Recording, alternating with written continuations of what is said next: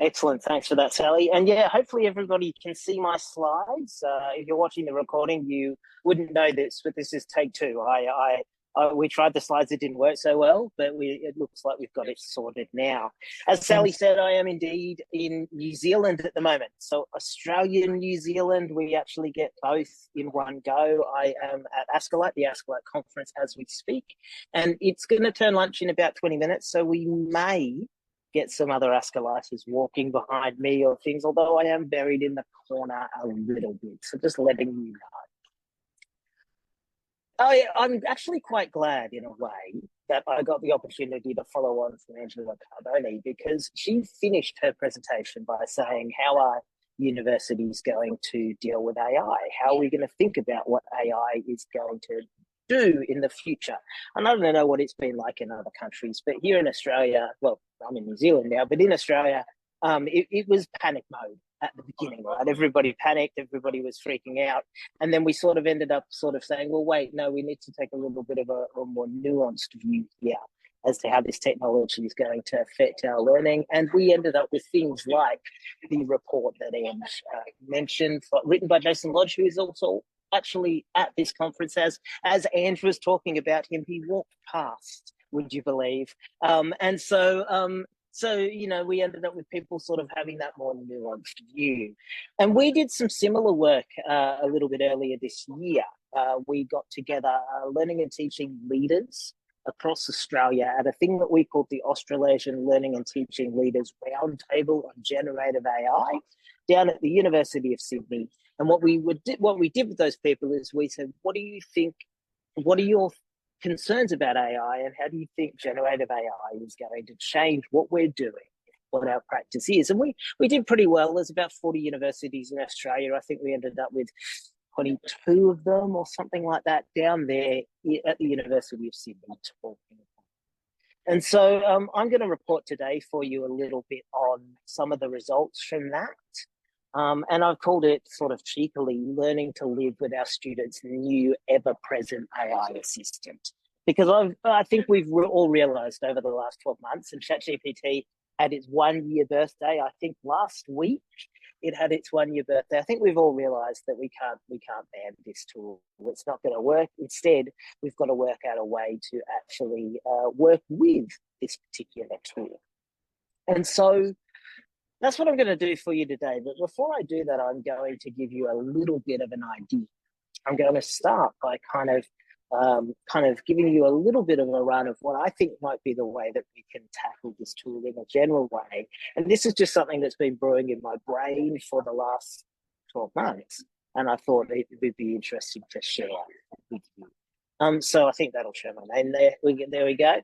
Okay. Apparently it is tradition, though, to start your presentation, just like Angela did, by showing a picture of you, of why you're here, right? Because, of course, in order to present for IFNTF, you need to be a National Teaching Fellow. And so just like Angela, I am a National Teaching Fellow. I won the 2020 Award for Teaching Excellence here in Australia from Universities Australia, from the Australian as part of the Australian Awards for University Teaching, which are actually run by Angela. I don't know if we mentioned that. And I was in particular won the ATE for Physical Sciences and Related Studies. The other reason that I often get called on to do these kinds of things is, as we mentioned, because I am pretty heavily involved with Ascolite, which is Australia's, I think it's fair to say, Australasia's premier society for technology enhanced learning. So it stands for the Australasian Society for Computers in Learning in Tertiary Education. And I think we've realised, or at least we've realised, I don't know about people in the scholarship of learning and teaching, but I think Ascolite certainly has realised that there is a pretty significant crossover between technology enhanced learning and what we call the scholarship of learning and teaching. These things go together. And so they're the two reasons I often get asked to do these kinds of things. And if you want to know more about that, my shameless plug is go to mycolleaguecowling.com and you will get a link to a bunch of different things that I'm doing, including all of my social media. So you can follow me on LinkedIn or on Facebook and find out about all of the different kinds of engagements that I'm doing. But let's get on to the content. And one of the ways that I could tackle this presentation is I could tackle this presentation by giving you a technical deep dive into ChatGPT. And interestingly enough, I am a scholar in artificial intelligence. My PhD was in artificial intelligence. And so I know a little bit about AI and how AI works. And so I could, if you wanted to, talk to you about artificial neural networks, backpropagation neural networks, and what else is on this picture, self-organizing maps and nearest neighbor classifiers, and learning vector quantization is probably on there somewhere, I suspect. I could talk to you about all of those things, but I'm not going to, because it is much too technical. That's our background, and most people don't need to know it, right?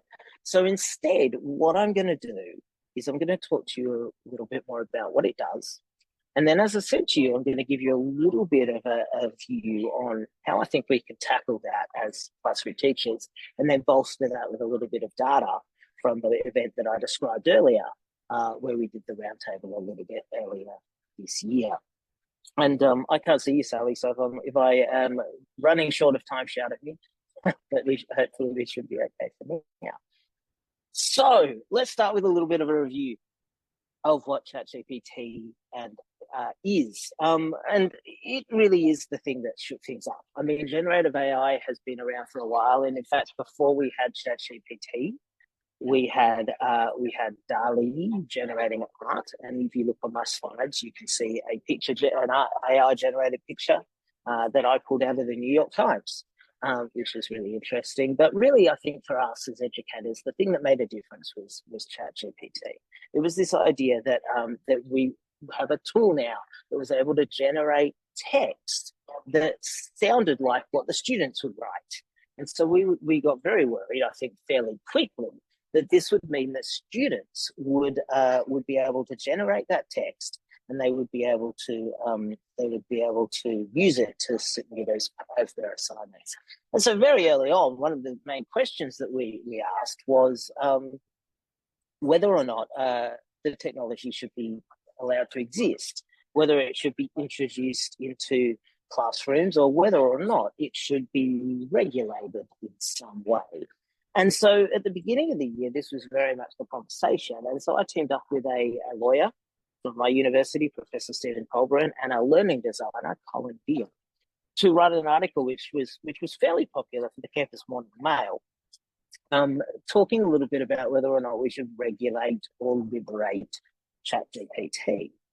And it was a question, I think, that we asked ourselves back in the day, and I'm not necessarily sure that it's a question we're still asking ourselves. But what I wanted to do is I wanted to ask you what you thought. So I'm actually going to be really daring here and actually press the escape key. And then what I'm going to do is I'm going to ask you to give me a Zoom icon for whether or not we should regulate or whether or not we should liberate. And if you go down to the reactions, you should be able to give me a green tick for liberate or a red cross for regulate ChatGPT. And what I want you to do is very quickly give me a green tick for, yeah, let's put it in our classroom, and a red cross for, goodness me, we should stop the students from using this entirely. How are we going? Oh, did you find them? Oh, we've got a couple of green ticks. Oh, we've got a couple of green ticks. We're not doing too bad. Is anyone daring enough to give me a red cross for this one? I'll give you 10 more seconds, ladies and gentlemen, and then I will wind up. Oh, James gave us a red cross. There we go. Clive gave us a red cross. Okay, so we have got a couple, although I do wonder whether that's because I kind of tease people and suggest that they should. My general reaction, red cross, somebody typed in the chat as well. Interesting. Okay. This is an interesting room. We've got about 50 red crosses to green ticks. When I ask that question in other forums, I usually get most people saying that we're at the point now where we should wait. They recognize the fact that technology has moved on, that we really can't ban this technology, and so we need to embrace this technology if we can. If you want to read a little bit more about it, then the link is here. Sally, I think, just posted in a chat for you as well. I thought it was a really interesting piece, and a little bit of to and fro between Stephen, who is the lawyer who talked about regulation, me as the technology apologist who talked about liberation, and Colin sitting in the middle, sort of trying to negotiate between the two of us. Of course, the reason why we're worried about this in education is many-fold, right? We're worried about things like misinformation. And we realized as the year went on that ChatGPT was very prone to hallucination and, quite frankly, just making stuff up. I think as academics, we're also very worried about academic integrity and plagiarism. And we're worried about it undermining our assessment strategies as well. We look at the output from something like ChatGPT to write a 1,500-word essay, and we think to ourselves, that's exactly what I would expect a student to write. And so we worry about how it's going to affect our learning strategies. And then ultimately, we worry about how it's going to affect our students' learning as well. And Jason Lodge, who we've mentioned a couple of times already, I've heard him talk about this a lot. And I love the analogy that he makes. He talks about how we mark essays, not because we actually want to mark the essay, but because the essay serves as a proxy for the student's learning. That's the way that we work out if the student has learned, is by asking them to write an essay, and it's the best that we can do. And so, yes, we're worried about assessment strategies, but we're also worried about what that means for our students' learning as well. Are they going to use this tool and then by doing that not be as good at critical thinking or problem solving or evaluation? Lots of questions. I don't necessarily have any of the answers at this point. I'm just sort of sharing some of those concerns that we've seen crop up in the last 12 months. And so we end up with questions like, should ChatGPT be regulated, which I already asked you? Should higher education fund plagiarism detection vendors in an arms race against AI? And whether or not we should teach our students to use the tool. So here's my first pitch for you, which is that we should. I'm a technology apologist. I know that I'm a technology apologist, and I think we should teach our students to use the tool. And I think the framework that we can use to teach our students to use this tool is the design thinking framework. And if you're a researcher, you might see it in the context of design-based research. This idea of designing something, testing whether or not it works, evaluating its ability to do what we needed to do, and then reflecting on how we went. And this is a very progressive and iterative framework, and I think it suits really well in allowing us to more immediately evaluate the student's competency as opposed to evaluating the output that they produced, in line with what Jason Lodge said when he talked about the dangers of ChatGPT to learning. And so essentially what I'm advocating for is a progressive mechanism for students. And that means that we do encourage them to use ChatGPT. It means that we encourage them to use those tools for investigation. We encourage them to use those tools for design. We encourage them to use them for production and also for the evaluation as well, although it's interesting to note that ChatGPT is not particularly good at evaluation. And as they use those tools, we encourage them also to evaluate themselves, the output of each of those phases, to determine whether or not they're happy with it. And so the argument becomes, if the student constructs the prompt for a particular tool to do a particular thing, and the tool then generates some text that they then evaluate themselves to determine whether it's fit for purpose before building it into their assignment, is that enough for us to assess that student's learning, even though they didn't actually write the text? Because really all that we were doing was the processing in the middle. And so that's kind of my little elevator pitch, and it's very early days. That's just the beginning of me having thought about this for the last 12 months, when the cat was thrown amongst the pigeons in November 2022. And I just thought I'd throw that out there for you, just as a beginning, just as an opportunity to sort of, as a provocation, I suppose would be the way we would describe it. Essentially, if we were to summarize, what I'm saying is that we should work with the ChatGPT and AI creativity tools and not against those particular tools. And if you'd like, I'm happy for you to type in the chat. I was thinking I'd have two screens so I could read what you're saying, but I think I'm going to have to just leave you to chat amongst yourselves. But the other bit that I wanted to share with you today, the bit that's really the reason I'm standing in front of you, is the results of this learning and teaching leaders roundtable that we did a little bit earlier this year. And when I say we, I really do mean we. It was a multi-state effort here in Australia. I'm from Queensland, as Sally mentioned, Central Queensland University. Danny Liu is from University of Sydney, and Adam Bridgman is the University of Sydney as well. He's the PVC at the University of Sydney. And then Tim Fawns is from Monash University, which is in Victoria. And so we tried to cover, get presenters from Queensland, New South Wales, and Victoria. And then, as I said, participants there from 28, I said 22 earlier, 28 higher education institutions in Australia and New Zealand.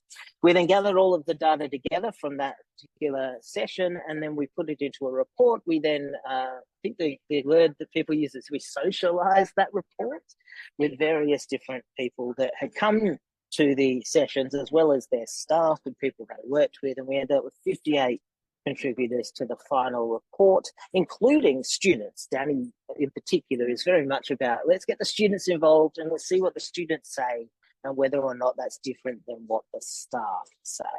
And we ended up with a whole bunch of ideas, a whole bunch of interesting ideas about approaches, policies, applications, and then, of course, student perspectives as well. And then we also tried to collaborate, I think a little bit about collaboration, forecast, and future trends. And one of the most interesting things that we did, actually, before I get on to that, I'll mention very quickly, Tim Fawns, he came up with this idea. One of the most interesting things that we did at the roundtable, which I thought was great, was that we asked people to look at three case studies, three scenarios of what the world would look like in a decade, depending on how you felt about ChatGPT. And so Tim said, reflecting on this idea of regulate or liberate, why don't we write a scenario of what the world might look like in a world where it's been regulated, a world where it's been liberated, and a world where it's somewhere in the middle. And let's get people to reflect on those scenarios. And that was probably one of the most interesting sessions we did, because it helped people understand the net result of what they were proposing to do at their own institution. Because, of course, these are learning and teaching leaders very much in control of saying this tool is not going to be used at my organization, or vice versa. And so what did they say? They were pretty good and bullish about some things, right? They said there was generally a positive view of the use of AI in institutions. They said there was a general agreement that AI would play a significant role. And they said that sometimes there was good top-down support from the DVCs, Deputy Vice Chancellors, and the Pro Vice Chancellors about these tools. They knew, or they were very well aware, that we had moved fairly quickly in the space, which was great. We're talking July here, right? So 6 months after this tool had arrived on the scene, most universities were already talking about policies and procedures and training that they could use to think about this particular tool. And then cross-institutional collaborations were growing as well. And of course, you can see that again if you look back at the TEXA report that we've all been talking about a little bit this morning from Jason Lodge and his colleagues. That's the ultimate idea of cross-institutional collaboration. And that report came out, I think, in August. They did, however, recognise that there was some focus on academic integrity. And they also recognised, and this is in the positive, that organisations recognised that there was a need for assessment redesign. And I think, look, ultimately that's the elephant in the room for a lot of us as academics. We know that the assessment as it currently exists is probably not going to work for us anymore. We're going to have to change the way it works, unless, of course, we ban the tool.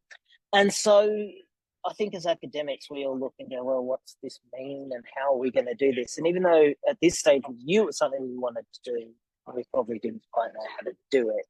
And that kind of speaks to the last bullet, that AI would now need to be weaved into teaching practices. But let's be honest, you're probably more interested in the what wasn't working, right? What are the areas that they said back in June we needed to work on? And there were a couple of different things. Number one was that we needed clearer policies, we needed better student support, we needed better staff development. I think in Australia, at least, that's a common refrain for academics. They want more staff support, they want more professional development, they want to understand how these things work. We needed change. We had a little bit of change fatigue and a little bit of lack of resources. I think somebody mentioned this a little bit earlier. I mean, academics coming from COVID, having just dealt with a couple of years of emergency remote teaching, now have to deal with this new challenge. And there was this idea that they were a little bit fatigued of this change.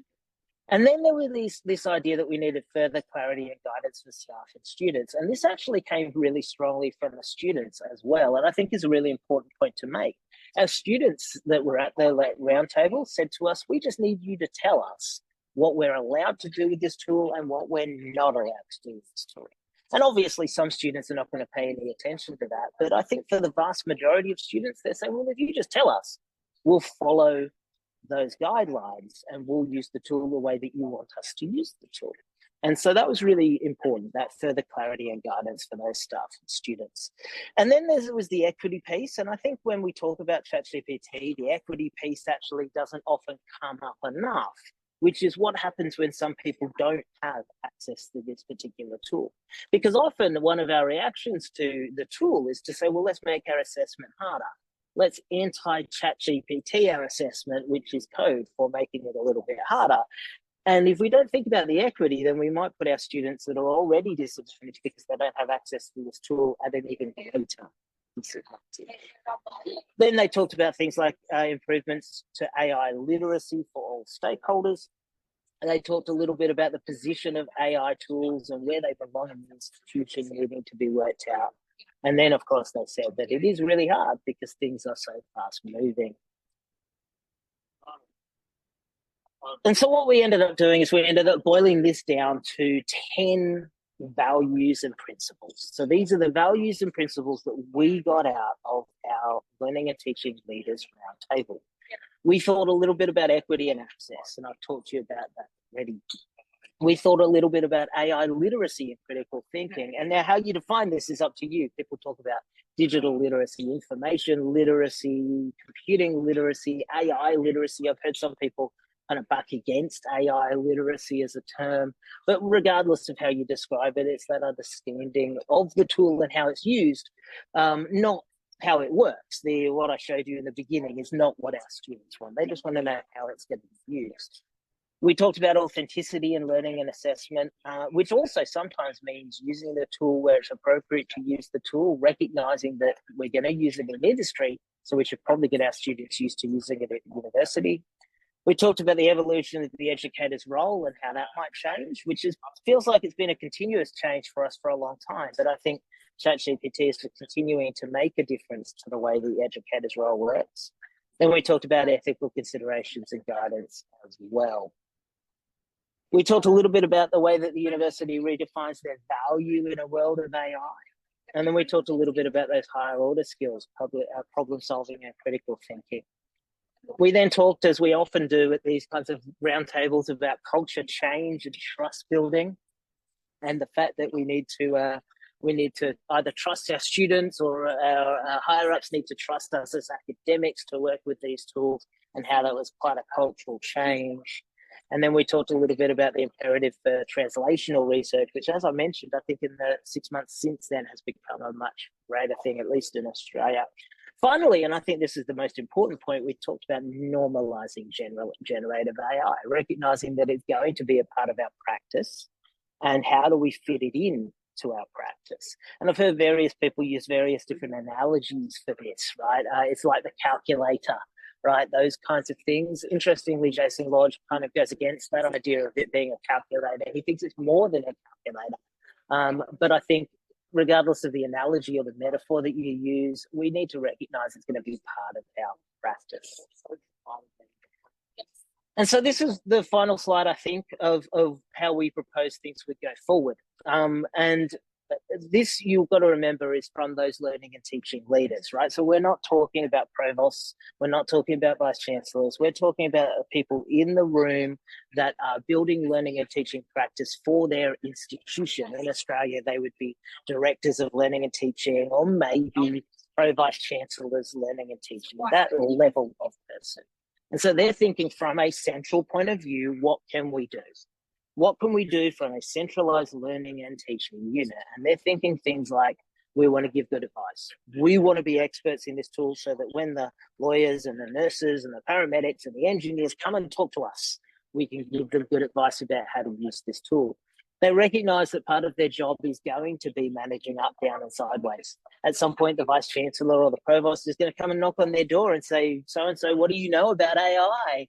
And they're going to have to give that expert advice so that they can adjust policy and practice based on the fires that the vice chancellor is fighting. And I think importantly to that, they also said that we should address negative sentiment. We should try our best to let people know that this tool exists and it's a positive thing. It's about how it's used, and that just banning it is probably not going to work. And then last but not least, the list of variables there that were impacting progress. I think this is a bit of a laundry list, to be honest with you. I'm not sure that it adds that much value, because I think anything that we were talking about, these kinds of things, technical, cultural, pedagogy, training, ethics, legal, and resourcing, are all variables that affect any change process, and I think equally affect the change process that's going to happen because of generative AI. And so these are the recommendations that we ended up with in the report. We ended up suggesting that we needed to establish mechanisms to share practice and approaches. We needed to work with external partners to work out the impact on our graduates. We needed to identify, support, and promote the appropriate use of generative AI for staff and students. That's that expectation one that we were talking about before. And then we needed to continue to monitor and update institution-wide guidelines and policies. That kind of recognises that universities, at least in Australia, were fairly quick to come up with policies and practices for these tools, but also recognise that it's a pretty fast-changing field. So it may be worthwhile, say, at the beginning of next year, for us to revisit some of those guidelines and policies. So I'm going to get you to type in the chat if you think we missed anything, if there's something in there that we totally missed. And of course we could have. This is built on that data that we collected from those 28 institutions that I was talking about. And if you want to see the full report, then this link here will take you to the full report. Or this is, I know this is a bit of a tricky link to type into your web browser. So if you check on my LinkedIn, I shared this when we shared the report, which I think was in August or September. Shared this link. And so what have I said so far? What have I given you today? Well, I've given you a couple of different things, hopefully. Number one is I've talked to you a little bit about what AI can be used for. I've talked to you a little bit about its use, particularly in creativity, and how it might be redesigned to suit AI creativity in terms of the design thinking framework. But I've also recognised, I think, that there are a lot of questions that still need answers. And even though we as learning and teaching leaders have started to think about those answers and those practical ideas, it's still early days and there's still a bit more work to do. So as learning and teaching leaders, we can all help to work this all out. And with that in mind, if you keep an eye on my LinkedIn, we do have some follow-up roundtables coming next year where we might be able to set some of those more practical ideas. So I think that gets me to the end. I have no idea how I'm going for time, but what I will do now is I will stop sharing my screen so that I can see what's going on, and I'll hand over to you guys for questions. 21 comments in the chat. There we go. You were talking while I was talking. That's awesome.